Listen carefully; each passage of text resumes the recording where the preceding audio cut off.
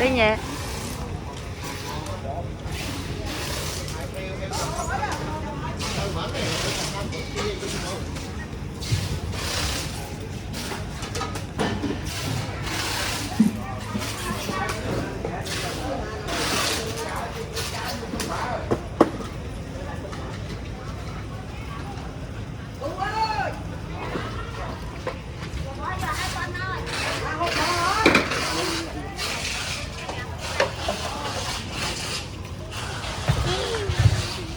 Hai mẹ dê đi.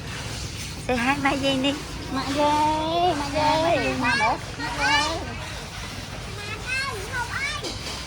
Dạ, bay các bạn, cái tiêu các bạn. Bó các bạn.